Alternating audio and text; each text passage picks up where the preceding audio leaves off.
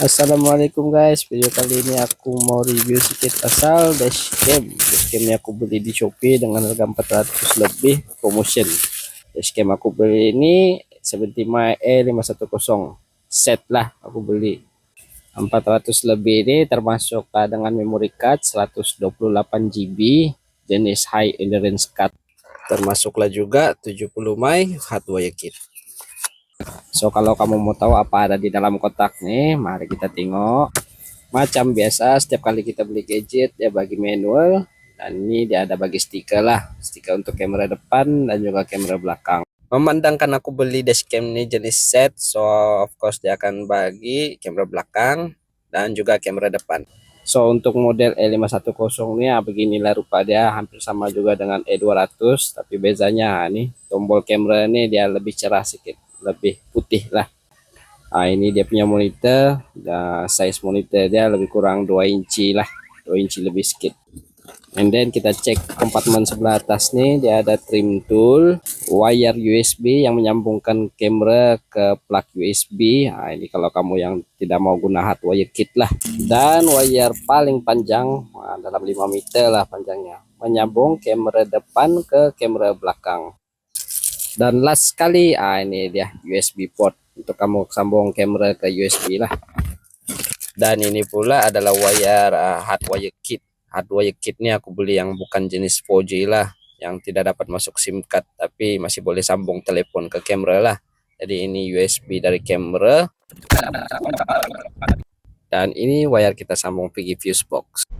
Oke, lepas siap pasang aku pun try lah dashcam kamera nih. So macam inilah rupa dah. Cara untuk pasang nanti aku bagi link. Kalau kamu nampak sekarang, ini sebelah petang lah. Lepas siap pasang tuh petang. Inilah rupa dah. Inilah quality video dashcam 70 my E510.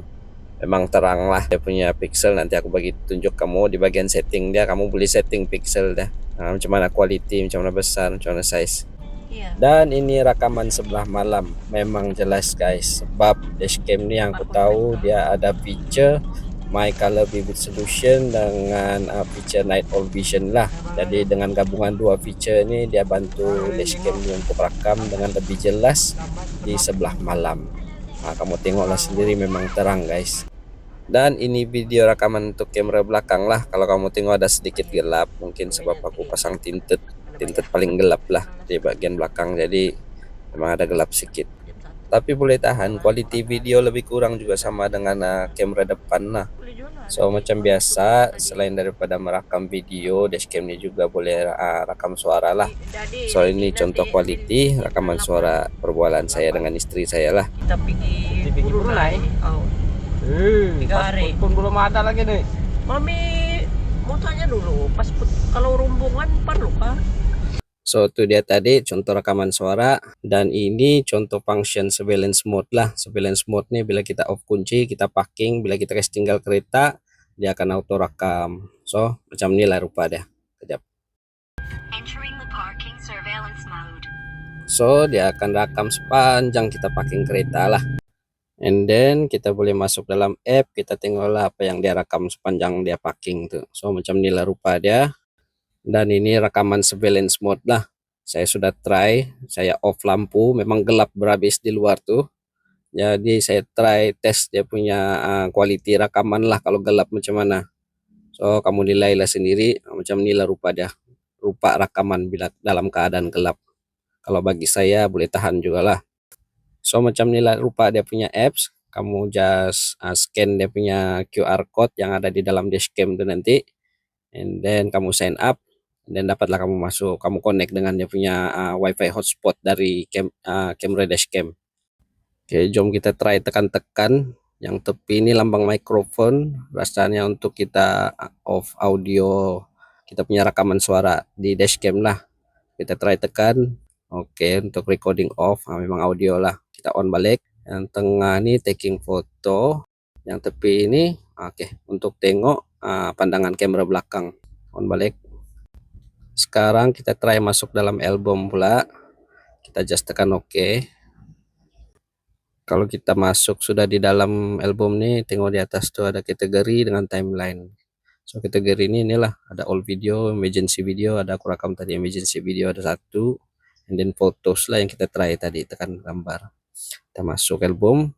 Kalau kamu tengok sini dia rakam dalam 7 menit lah, 7 menit dan video baru 7 menit dan dia rakam baru. Ini pula 21 menit, jadi mungkin kita boleh ubah setting dia lah. Oke, kita try masuk satu video. Oke, dalam video ini kita boleh download juga lah, download, delete, dan set RS. Jom kita try download, macam mana laju dia boleh download satu video.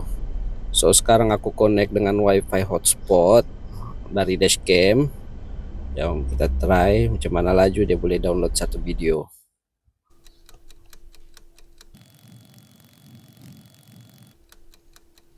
49 saat. Jadi kita tengok berapa size video itu tadi. 205 MB dan juga 2592 darab 1944 megapiksel. Memang terang juga lah. Mari kita try tengok video yang kita download tadi.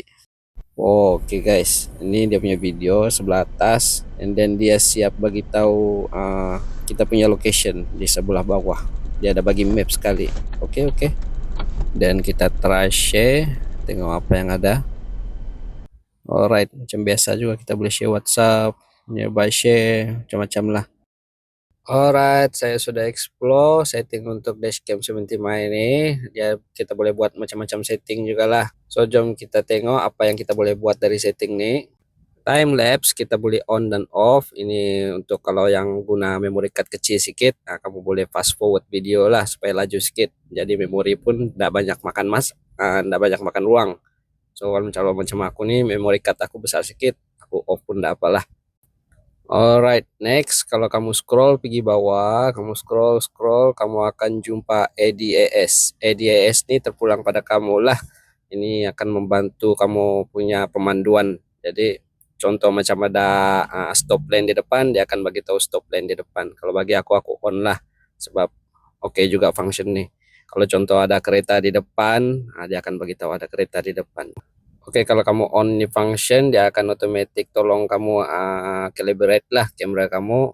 Dan kalau dia suruh pusing ke bawah sedikit, kamu pusing ke bawah. Kalau dia suruh pusing atas, macam itulah. Bila sudah on ADS, sudah calibrate, maka on lah dia punya function ADS tuh. Contoh macam ni lah. Caution, front car. Macam tu. So ADS ni memang begitulah fungsi dia, membantu kita punya pemanduan lah. Contoh yang macam ni, ada kereta di depan, dia akan bagi warning lah sama kita. Oke, macam yang saya cakap tadi, kita boleh ubah quality video, size dia. Dalam setting ini ada juga, kita scroll pergi video resolution. So dalam video resolution ini dia ada pilihan.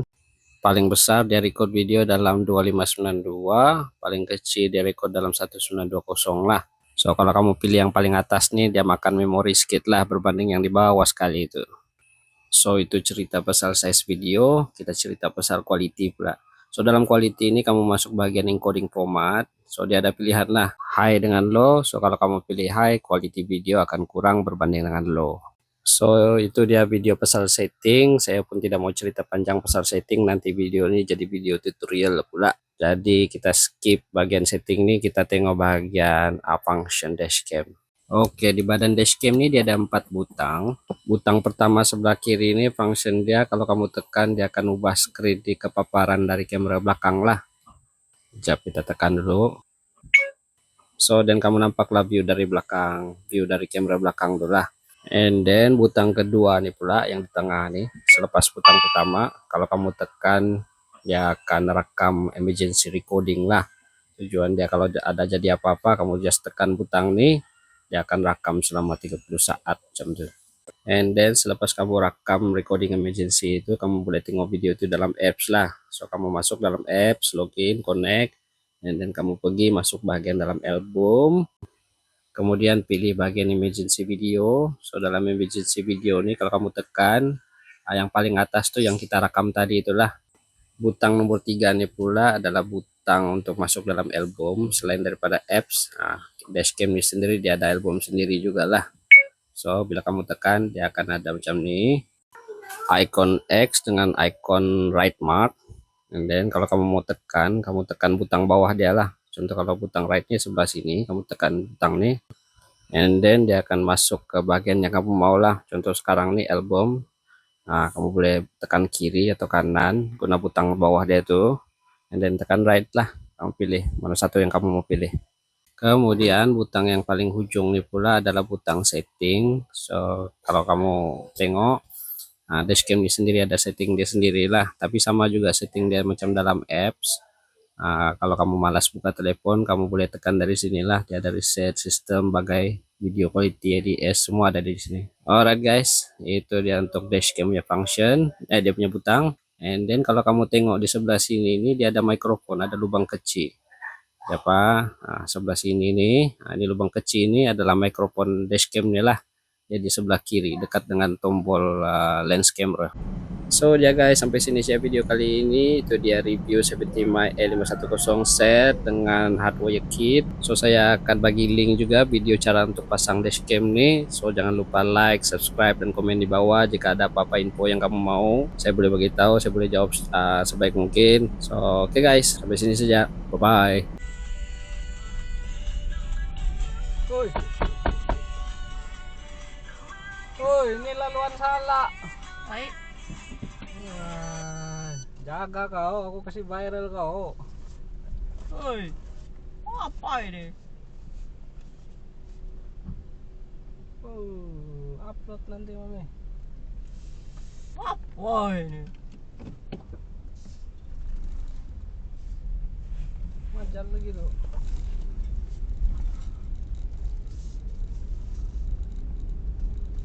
Jaga kau.